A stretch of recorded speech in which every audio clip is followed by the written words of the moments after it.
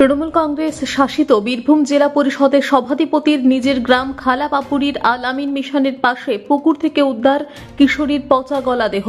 আর এই হাড়হিম করা ঘটনা ভাবলেই অবাক হয়ে যাবেন। তৃণমূলের শাসনকালে চারিদিকেই শুধু রক্ত বন্যা।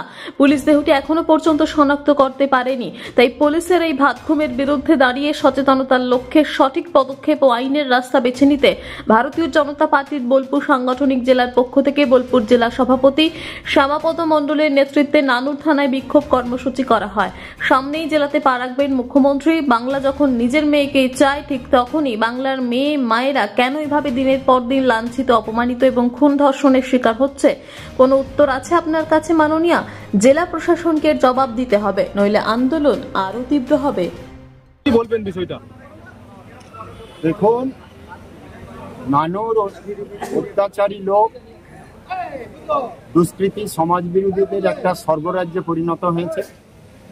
এখানে যত অপরাধ, দুষ্কর্ম এবং অপরাধের মতো অপরাধ নয়, অপরাধ মানে ধর্ষণ করে খুন, বাড়ির মা বাবার কোল শূন্য, ভয় দেখানো, শাসানো, এর জন্য একটি নানুর ব্লক একটি অত্যাচারের স্বর্গরাজ্যে পরিণত হয়েছে। আমরা ভারতীয় জনতা পার্টি এই এলাকায় হিন্দু, মুসলমান, বৌদ্ধ, খ্রিস্টান, গরিব, মধ্যবিত্ত, এসসি, এসটি সমস্ত সম্প্রদায়ের মানুষ যে কোনো দিন এই ধরনের বিপদে পড়বে তার পাশে আমরা আছি। কেননা আমার বোনও বোন, কোনো মুসলমান ভাইয়ের বোনও বোন, কোনো এসসি এসটি ভাইয়ের বোনও বোন।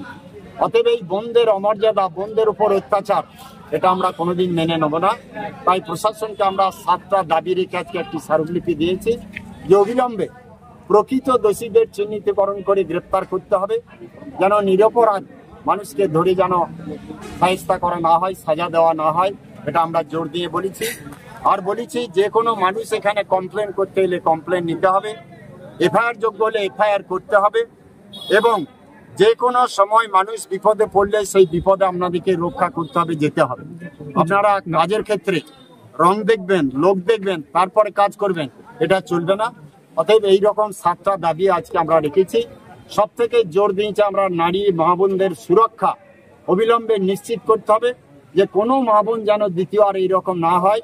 শুধু এখানে দুটো নয়, ওখানে ওসি সাহেবের কাছে শুনলাম যে এখানে প্রায় 18-20টি মহিলা এইরকম মিসিং ছিল, সবগুলো কম বেশি উদ্ধার হয়েছে।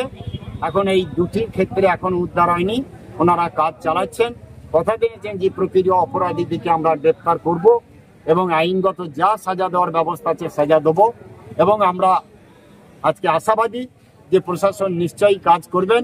আর না হলে এই বীরভূম জেলার নানুর ব্লক সাধারণ মানুষ, ভালো মানুষরা বসবাস করতে পারবে না। এখানে অপরাধীদের, আগে যেমন এক একটা এলাকা থাকতো ডাকাতদের, সেরকম এইরকম দুষ্কৃতী সমাজ বিরোধীদের এলাকা হয়ে যাবে। তাই থানা একটা ছিল, দুটো হয়েছে, কাজের ক্ষেত্র কমেছে। অতএব সঠিক কাজ হবে এটা আমরা আশা করছি। তাই আমরা ভারতীয় জনতা পার্টির পক্ষ থেকে ডেপুটেশনের মাধ্যমে আজকে এই স্মারকলিপিটা আমরা ওনাকে দিলাম। নানুর থানায় কি আইন শৃঙ্খলার অবনতি হয়েছে বলে মনে করছেন? অবশ্যই অবনতি।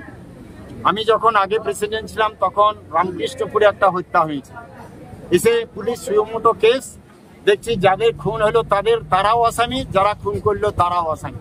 মানে এটা একটা নাটকবাজি। এখানে এনপিটিএস কেস, এটাকে এখানকার মুসলমান মায়েরা বলে যে পানির কেস। এই কেস সব থেকে বেশি নানুর থানায় আছে। কেন এখানকার মানুষ কি সব এইরকম অপরাধ করে? না, ভালো ভালো মানুষকে অপরাধী সাজানো হচ্ছে। তাই নানুর থানায় দু রকম কাজ হয়, শাসক দলের একরকম, বিরোধী দলের একরকম। যারা ক্ষমতায় আছে, যাদের প্রভাব আছে তাদের একরকম, যারা সাধারণ মানুষ একরকম। এই জন্য আমরা বলেছি প্রত্যেক মানুষ যেন একভাবে কাজ পায়, প্রকৃত নিরপেক্ষ কাজ হয়, এটা আপনাদেরকে সুনিশ্চিত করতে হবে। যার দেহ উদ্ধার হয়েছে, এই খুনে কারা যুক্ত বলে মনে হচ্ছে? দেখুন, কারা যুক্ত এটা বলা আমার পক্ষে তো সম্ভব নয়। কেউ তো করেছে, কেউ তো এই অপরাধ করেছে। অতএব এটা প্রশাসনই পারে সব রকম। প্রশাসন যদি মনে করে যদি ভারতবর্ষের বাইরে মানুষ চলে যায় তাকে ধরে আনতে পারে। প্রশাসন যদি মনে করে মাটির তলায় আশ্রয় নিয়েছে, হয়তো কয়লা খনির ভেতরে, তাকেও তুলে আনতে পারে। অতএব প্রশাসন যদি সদিচ্ছা করে যে এই আসামি আমরা বের করবে এবং সাজার ব্যবস্থা করব, তাহলে অবশ্যই পারে। আর আমি আশাবাদী প্রশাসন এই রকম ন্যাক্কারজনক কাজ অবশ্যই মাথা লাগিয়ে দেখবেন, কেননা প্রশাসনের যারা চাকরি করছেন তাদেরও বাড়িতে মা বোন সব আছে, মেয়েরা আছে, অতএব তাদের কথা ভেবেও তারা করবেন। এইটুকু।